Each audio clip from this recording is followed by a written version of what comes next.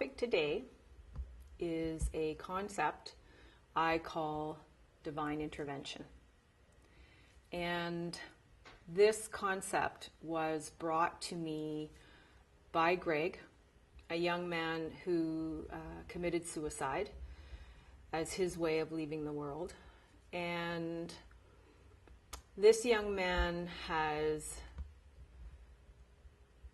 taught me a lot in terms of being a spirit being or an angel, which, from my understanding, based on what has been explained to me from the spirit world and the angelic realm, is that spirit being, angel are often interchangeable.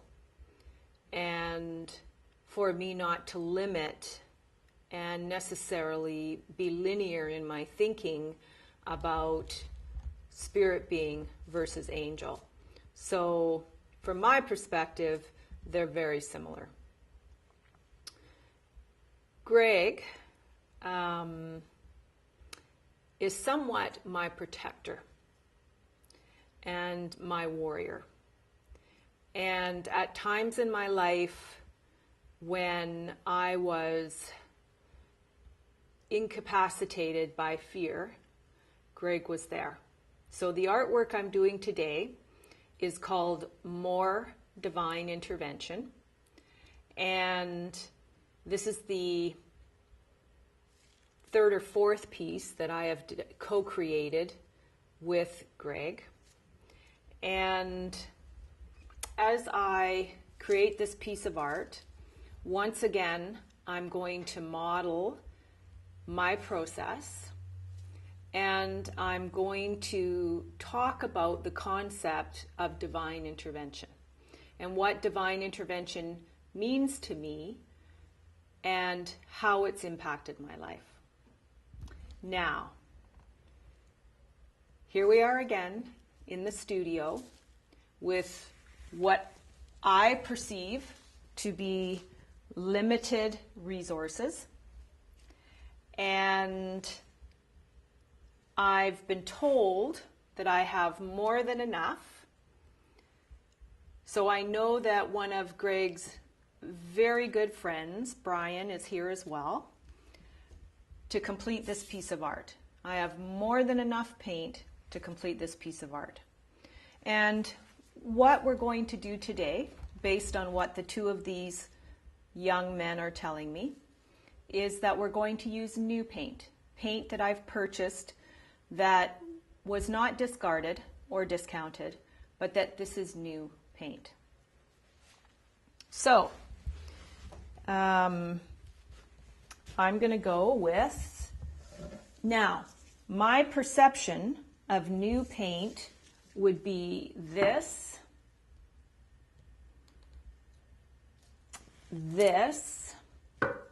and this. Paint that I bought purposefully, brand new, neither discarded. The yellow has been opened and used previously, recently actually, and these two haven't. So that would be my perception based on what they've told me about using new paint. And I am being told that I am wrong on that. So I'm going to just take a minute and listen to what is new paint. New paint, there's new discarded paint. Okay, never opened, new discarded paint. Apparently I'm starting with this. One of the things about divine intervention is that if we misinterpret what guidance is offering us, there is the concept that something greater than us, which is part of us, will intervene. For me, because I'm hypersensitive and finely attuned and extremely practiced, I can tell by the feeling in my body when I'm not listening to what I'm being told. So I knew that when Greg said to me, use new paint, that there was more than one way to define new paint. And so what I did was ask specifically, in detail, are you talking about these 3 cans? Because these, in my mind, are new paint. When in fact, no, that could be, it's new, but you've used it before, so it's not new. This is discarded, but it's never been used. New paint. So one of the things that was pointed out to me is not to make assumptions that everybody's definition is my definition. And so I'm going to start with some peace. And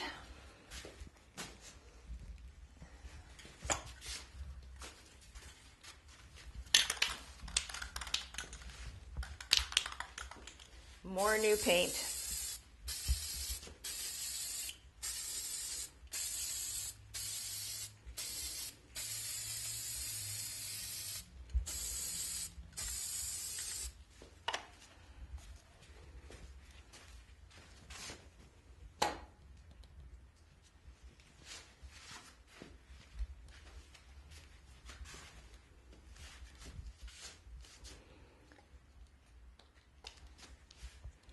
Okay, again, I'm just stopping and listening, making sure that I've got it right, recognizing that I can't get it wrong, but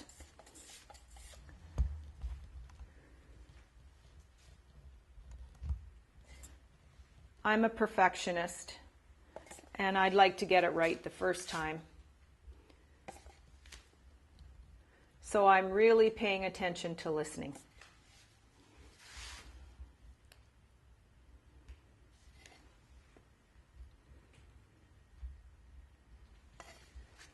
Built into divine intervention is protection. There is no question about it. Built into divine intervention is protection. What I'm going to tell you about me as a human being is that I believed for a very long time that the only one that could protect me was myself. And therefore, I behaved in ways that were not always in my best interests out of control and fear. And it impacted my relationships and my physical being. And it wasn't that I didn't have good reason to be afraid. We're all here on earth, and we know that there are a million reasons for us to be afraid. There are a million different things that could go wrong. But the reality is we fool ourselves into thinking that we have some control over those things when in fact we don't.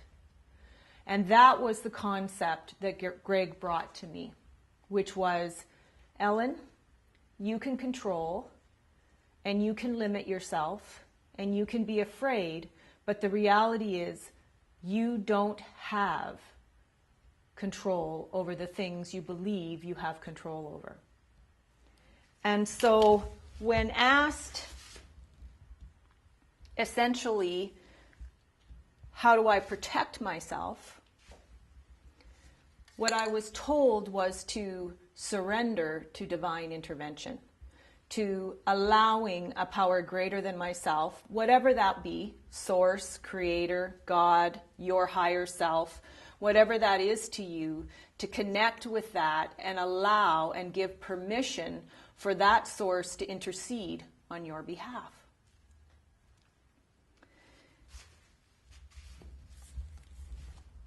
That is not easy for Ellen Addison.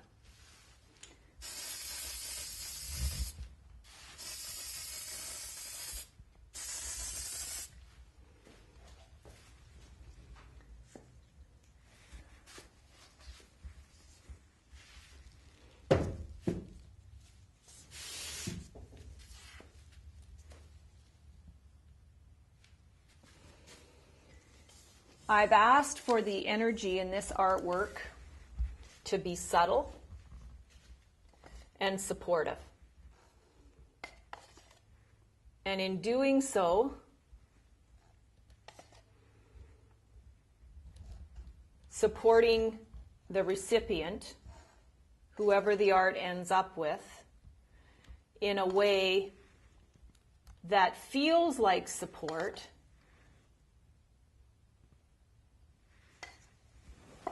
but is rather subtle.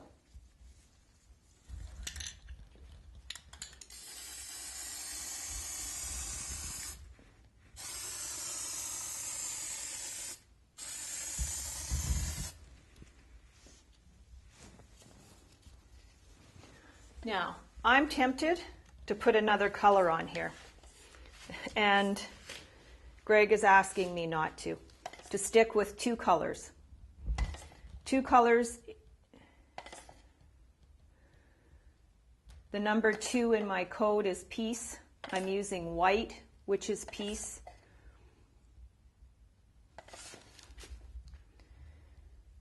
And to be honest, I don't know what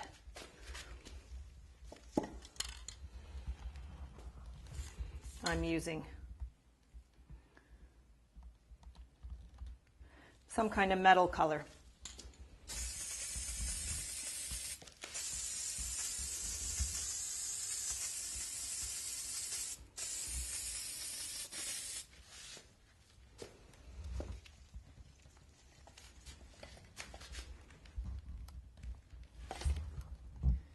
Again, more peace.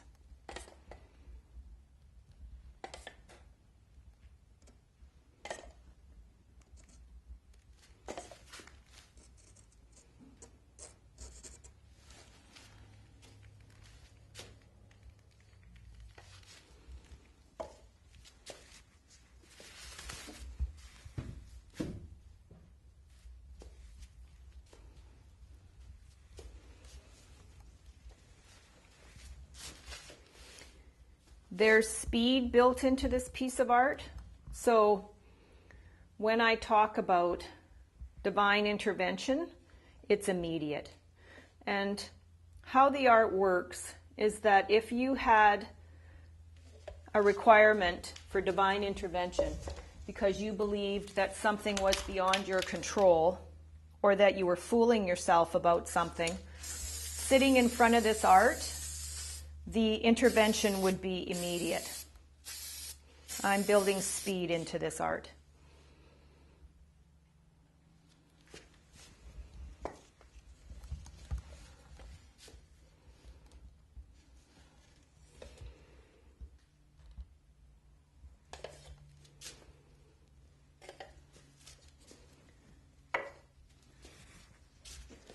The thing I know about Greg as an angel or a spirit being or whatever you want to call him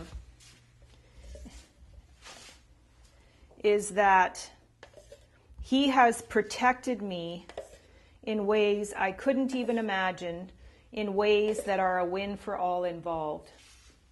Greg brought me the concept of asking for protection from someone in the form of support to them, which creates the win for all. So I'll repeat that again. Asking for protection from someone in the form of support to them, so that we're creating a win for all. That concept has worked for me so often and has ultimately changed my life so that when I am afraid of an individual and their negative impact within my life, that I know that I can ask for protection and still stay in a place of love, asking for support to them.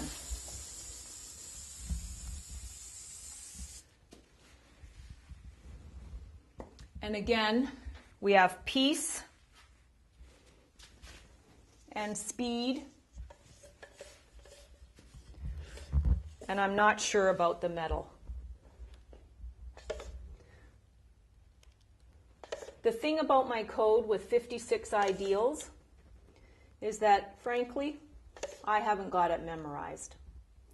I trust that what needs to go into the art will be going into the art, and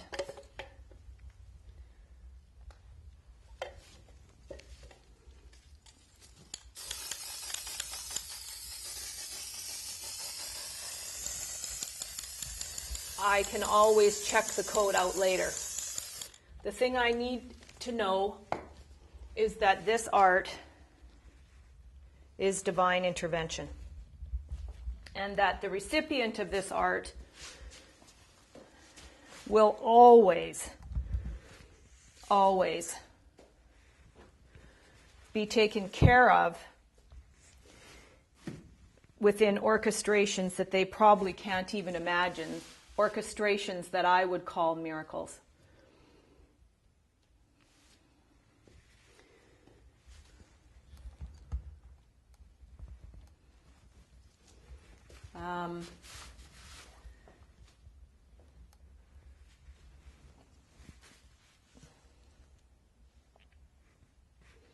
Now, this piece of art is done in that period of time because of speed being built into the art. Now, when Greg told me it was done, I questioned him and said, "Are you sure? It's just too easy." And the reality is that we can go through life in a much easier form when we stop pushing back on what we've been told.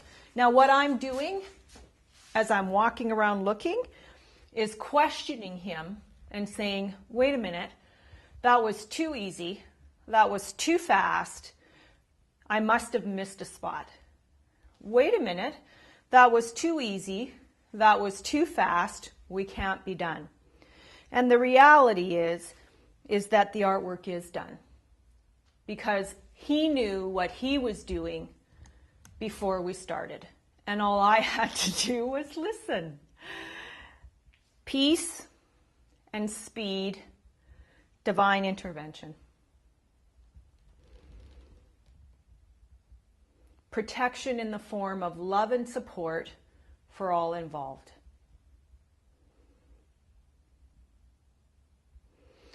This piece of art, based on the amount of time it took me to create it, will be highly effective. So to sum this piece of art up, the title is called More Divine Intervention.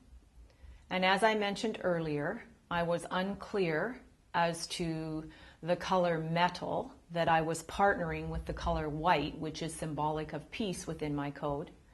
And when I went back and checked on the color metal, metal is symbolic of intercession, which for me, in my experience, when I ask for divine intervention, I'm asking for something greater than me to intercede on my behalf and to take care of the things, the people, places, or things that I believe I need to protect myself from. This art also encompasses speed. It took approximately 15 minutes to create it. So what we have here is a spirit being who is proficient at designating his team to intercede on the recipient's behalf. And I'm going to just take a few minutes and talk about the team. So within each piece of art is a co-creator. So in this piece of art, the co-creator, as I mentioned earlier, is Greg.